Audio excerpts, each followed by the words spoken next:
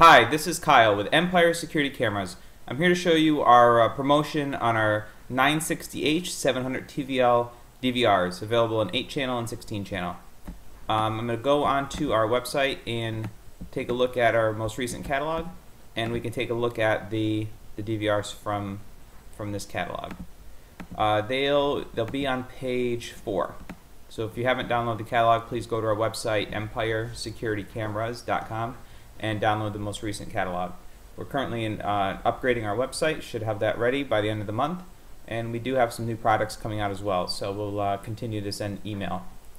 So going on to these 960H DVRs, we have the model ES DVR 1U 960H16 and the model DVR 1U 960H8, so 16 and 8 channel. For the 16 channel, you have 16 channels of 960H at 15 frames per second. It does have 16 BNC inputs for video, an HDMI output for 1080p output for video. It also has VGA and BNC outputs for video. It has 2 SATA connections, so that you can incorporate 2 4 terabyte SATA drives for 8 terabytes total. And of course, these DVRs are also hybrid DVRs, which will allow you to switch them into a hybrid mode. On the 16 channel 960H, you get 8 channels analog and 4 channels IP camera. For the 8 channel 960H, you get 700 TVL 960H recording at 30 frames per second across the 8 channels. There's 8 BNC inputs for video. You have an HDMI output, 1080p output, HDMI for video out. You also have a VGA and BNC out, 2 SATA hard drive spots as well for up to 4 terabytes each drive, 8 terabyte total. And the hybrid mode works on 4 channel analog plus 4 channel IP. So those are the 2 DVRs that we're going to be featuring. We get a lot of questions regarding the ActiveX download and getting the DVRs connected with Internet Explorer. So we're actually going to do that real time. I'm going to log on to the DVR. The default IP address is 192.168.1.10. On some of them it may be 192.168.1.9. So either 1.9 or 1.10. And in order to log in, you got to make sure that you're on the 192.168.1.1 subnet. So for the first time setting up the DVR, if you need to change your network, make sure it's on 192.168.1.1, and then you could change the network settings to anything after you set up your DVR. So on the main screen here, it's showing me at the upper right hand corner, drop down for languages. If it's not on English, you want to change it to English, you would do that there. If you haven't already downloaded the ActiveX, there is a download link right here. We're going to click that download link, and we're going to hit install.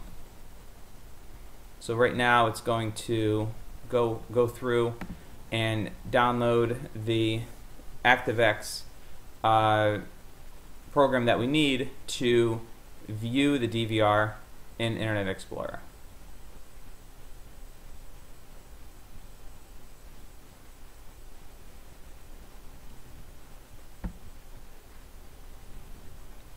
Okay, so it says new active.exe. We're going to click run. It's downloading it right now.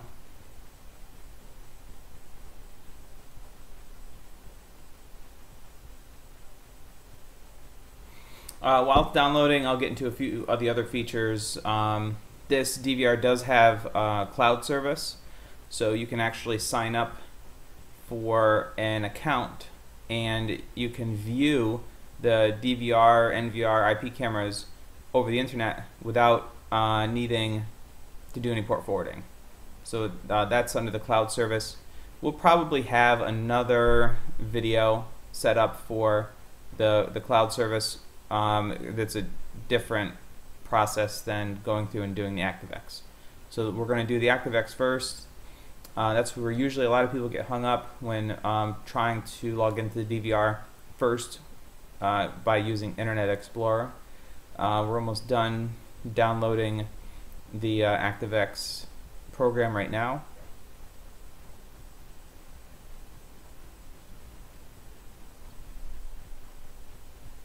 And as soon as it gets done downloading, we'll run it. Okay, so here's the program. English, next, next, and it's installing all of the required programs for the ActiveX to work. More specifically, the plugins. Okay, so we'll see now it says installation successful. We're going to reload the page.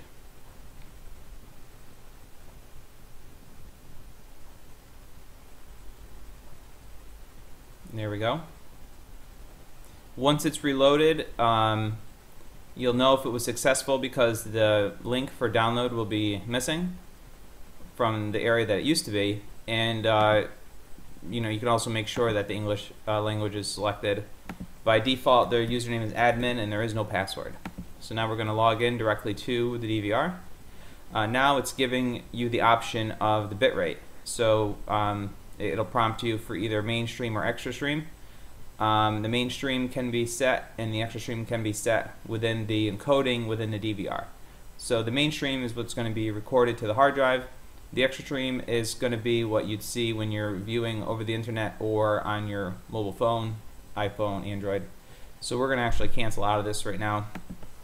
I'm going to do a brief overview of the controls on the main screen of the DVR when you're logged in.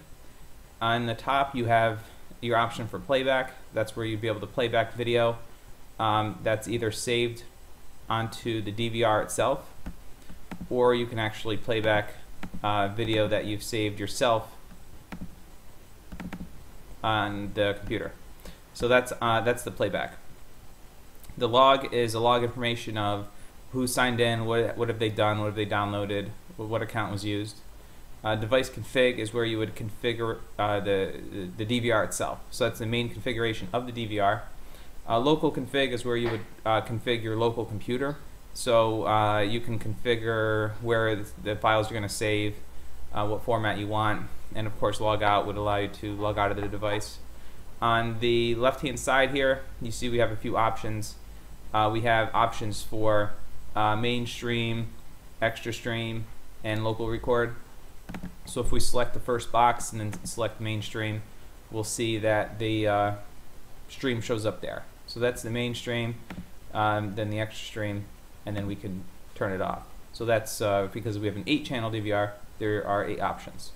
On the bottom there is an option for full screen view, single view for a single camera, 4 camera, and then 8 camera, which is a 3x3. Other options you have are to connect all the video, disconnect all the video, save snapshots to your computer from this interface. You can also do recording from this interface directly to your computer. On the right hand side you have options for the monitor brightness, contrast, color, and hue. That's for the monitor only, that doesn't affect the cameras. If you go into the other settings, you'll see there's an option to reboot. There's also an option for ratio, so you could change it between 4:3 and 16:9, and then you have your color options for the camera. So when you have a camera that's running, then you can click the color options, and this will allow you to adjust the color options on the camera, which is different from the color that you see. And this menu is only for what you're seeing throughout everything. This is for the monitor color. In the upper right hand corner is the PTZ controls. So this is where you would have access to our Empire Security IP PTZ camera. That's the only PTZ camera that we have currently. It's a 1.3 megapixel infrared speed dome camera. You can email us for details. Now we're going to go into the device config. I'll go through some of these options very quickly. This isn't meant to be a complete tutorial on what to do, but just give you a general idea of what the DVR can do.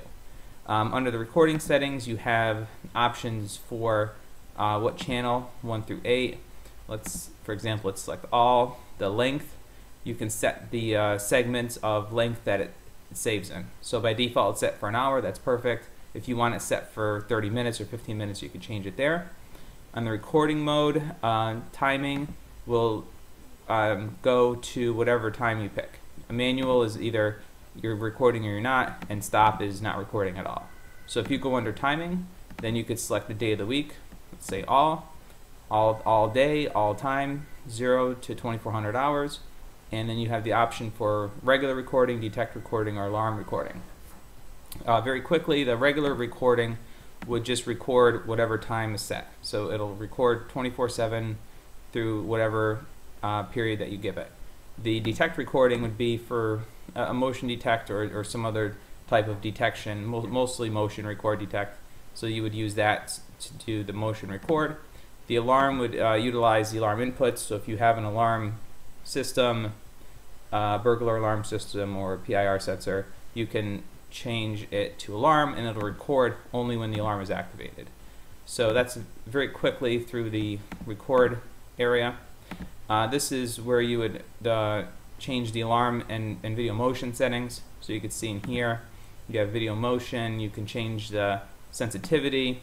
Of course, you can enable it, and you also have to enable the channel. So by default, it's not enabled. You'll have to enable the motion record, change the sensitivity, and then choose channel 1 to record, because by default it's not shows. So you have to choose channel 1 to record. Once you do that, you're all set with the motion activated recording. There are some other options you can see in here, like intelligent analysis and abnormalities, like hard drive failure. Very quickly, we'll go into the encoding. Right now we have it set up at 960H, 30 frames per second. That's on all the channels. On the substream, we have it set up for CIF, 12 frames per second, variable bit rate. That'll depend on your upload speed. So make sure that you don't overly, put too much stress on your upload, or else the picture will be choppy. That's under encoding. Under general is just time and date and language. This is where you would go to change it from 12-hour time to 24-hour time. Video standard can be changed also. So if you're sending it to a different country, you can change it. It's not firmware locked. That's under the main settings. We also have advanced settings where you can create accounts, do firmware updates, and on the last screen is the information. So it'll give you the hard drive info. It'll also give you the version info for what the firmware that it's running. But very quickly, we'll go into the advanced settings and go into channel type. This is where you can pick what mode you need for hybrid. So right now we have it set up for 8 channels 960H. You can also set it up for 8 channels D1. You could set it up for hybrid mode, which is 4 channels D1, 1 1080p, and 3 720p. There's a few other modes you could set it, and you can also do 8 channel 720p. So at that point, it's an NVR. So you have 8 channels at 720p. That's a brief overview of this particular DVR. The 16 channel is very similar, with the exception of the frames per second. The 8 channel 960H can record and play back in 30 frames per second. The 960H DVR can record and play back 15 frames per second. But you can also change the 16 channel to record at 30 frames per second. You just will only have 4 channels at a time to play back. So on the 8 channel 960H, you get all 8 channels, all 30 frames per second, and all playback 8 channels at 30 frames per second. On the 16 channel, you can choose to have 15 frames per second and then have 16 channels playing back at 15 frames per second, or you can set it to 30 frames per second, and then I'll give you the option of playing back 4 channels at a time. So if anybody, if you have any questions, please email us, empiresecuritycameras@gmail.com. You can also give us a call. We're going to be having these DVRs for the very foreseeable future. We don't expect to replace them within the next 12 months. We'll probably have them for 18. So thanks again for watching our videos, and have a great day.